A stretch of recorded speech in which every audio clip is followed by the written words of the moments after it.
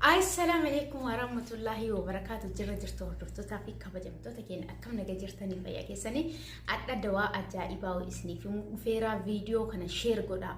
Keessattuu warri Dubai jirtan originala argachuu dandeettanii dirhama 5 bittanii fayyaa yoo xiqqaateetiin jedhe 19 irraa wal'aanamuu dandeettanii dawaa ajaa'ibaa isinii himaa. Copy link share gochuudhaan na hordofaa namooti argachuu dandeessanitti itti fayyadamaa isiniin jedha. Akkasuma ammootu namootiin zayita kana na biraa barbaadan na biraa argachuu dandeettan booda dhuftanii footoo nattiin ergina. Footoo kana qabadhaati naannoo axxaara yookiin suuqa zayitii ishigii kaartoonii xixiqqootti gurguran dhaqaatii bichisiifadha yookaan madaamii keessanitti kennaa bichisiifadha ka dhugaatiif ta'u ni jira.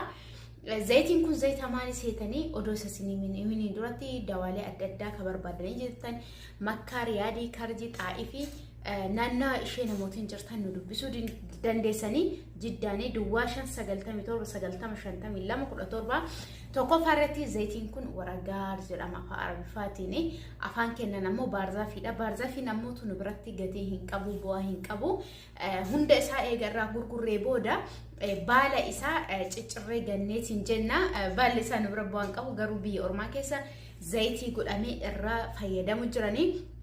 Dhukkuba asmii hin beeytanii namootiin kenna hedduutti rakkachuu jiran hedduutti akka ittiin dhiphachuu jiranii dhukkuba asmiitiif dawaadhaan zayitii isaa yeroo dhudhan kunooti bilillee akkana kana wajjin gurguramaa kurreen isaa hagana kurree isaa tokko dhuguu qabdan yeroo itti dhuddaniitiin jettanii zayitiin sun tinsi jettee mataa keessa gara si galtee akkasuma garaa keessa gara si galtee si ajjeesuu dandeetti. Zayitii akkaan jabduu fi akkaan ulfaatudha zayitoota jiran keessa jechuudha. Zayitiin maali? Zayitii waragaarii yookiin zayita baarzafii namootiin fayyadamtan booda ammootu hawwii akkana godhan jenna. Ammootu hin ta'u taanaan bishaan irdii yookiin bishaan sinii takkaa wajji gootanii sinii tokko kurree tokkotti buustanii dhuguu qabdan namni asmii qabdan fuula keessanis dibachuu dandeettanii jechuudha.